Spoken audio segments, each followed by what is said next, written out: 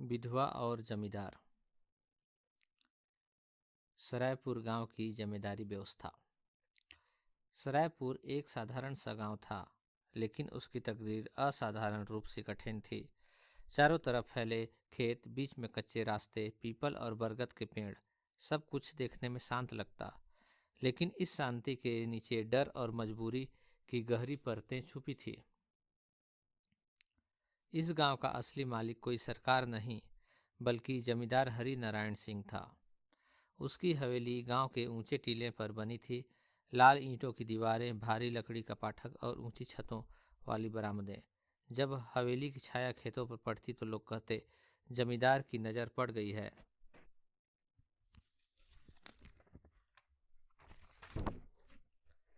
सरायपुर के अधिकतर किसान जमींदार के खेतों में मजदूरी करते थे। बीज उसी का, पानी उसी का और फसल भी उसी का। मजदूरों को साल के अंत में बस इतना अनाज मिलता कि वे जिंदा रह सकें, खुश कभी नहीं।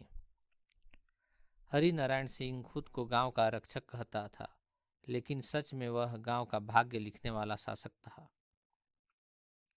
जिस पर खुश उसके घर अनाज, जिस पर नाराज उसके बच्चों की थाली खाली रहती थी। गांव के लोग उसके सामने सिर झुकाते, हाथ जोड़ते और पीठ पीछे उसे कोसते रहते थे, लेकिन कोई आवाज उठाने की हिम्मत नहीं करता था, क्योंकि जिसने हिम्मत उठाई थी वह या तो गांव छोड़ कर चला गया या फिर चुप करा दिया गया। इसी गांव के किनारे तालाब के पास कुछ टूटी फूटी झोपड़ियां थी, वही रहती थी सीता। सीता का जीवन कभी इतना कठिन नहीं था। 3 साल पहले तक वह एक सामान्य गृहिणी थी। हंसती गाती सपने देखती। उसका पति मोहन जमींदार के यहाँ मुनीम का काम करता था। पढ़ा लिखा, ईमानदार और शांत स्वभाव का इंसान था मोहन। मोहन की कमाई बहुत ज़्यादा नहीं थी, लेकिन घर में सम्मान था। 2 छोटे बच्चे गुड्डू और रानी आंगन में खेलते रहते थे। सीता की दुनिया उन्हीं चारों लोगों में सिमटी हुई थी, लेकिन सुख ज़्यादा दिन नहीं टिकता। एक रात मोहन देर से घर लौटा। चेहरा पीला पड़ चुका था, आंखों में डर था। सीता ने पूछा, क्या हुआ? मोहन ने बस इतना कहा, अगर मुझे कुछ हो जाए तो इन कागजों को संभाल कर रखना। अगली सुबह मोहन की लाश तालाब के किनारे मिली। गांव में कहा गया दुर्घटना है। जमींदार ने कहा, भाग्य में लिखा हुआ है। और सीता समझ गई कि सच्चाई क्या है। मोहन के साथ उसकी दुनिया भी चिता पर जल गई थी। 13 दिनों में सब कुछ बदल गया था। रिश्तेदार दूर हो गए, लोगों की निगाहें बदल गई। अब वह सीता नहीं, बस एक विधवा थी। काली साड़ी, सुनी मांग और 2 मासूम बच्चे। मोहन की नौकरी गई, घर की आमदनी गई, जो सम्मान था वह भी धीरे धीरे छिन गया। सीता ने रोना छोड़ दिया। अब उसे रोने का समय नहीं था, उसे लड़ना था।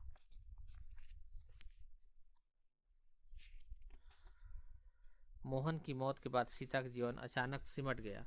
सुबह होती तो वह सूरज निकलता, वही पंछियों की आवाज़ आती, लेकिन सीता के लिए सब कुछ बदला हुआ था। पहले जिन लोगों के घर वह हंसते हंसते जाती थी, अब वही दरवाजे उसके लिए धीरे धीरे बंद हो जाते हैं। गांव की औरतें आपस में फुसफुसाती, अभागिन है, इसके साय से भी दूर रहो। कोई नहीं पूछता कि उसके बच्चों ने खाना खाया है या भूखे हैं। सीता ने खेतों में काम मांगा, कुछ ने मना कर दिया। कुछ ने कहा, जमींदार से पूछो। वह दिन भर मेहनत करती, बदले में थोड़ी सी मजदूरी मिलती। कभी कभी वह मजदूरी भी अधूरी रह जाती। सबसे ज़्यादा दर्द तब होता जब त्योहार आते। होली पर रंग नहीं, दिवाली पर दिया नहीं और सावन में हंसी नहीं। सीता हर रात बच्चों को सीने से लगाकर सुलाती और खुद छत की दरारों से झांकते आसमान को देखती रहती। उसके आंखों में आंसू नहीं थे, बस सवाल थे, क्या विधवा होना गुनाह है? दोस्तों, इसका सेकंड पार्ट में हम देखेंगे बच्चों की भूख और सूखे की मार सीता पर कैसे पड़ती है। इसी तरह की कहानियों के लिए मेरे YouTube चैनल को सब्सक्राइब करें और वीडियो को लाइक करें। धन्यवाद।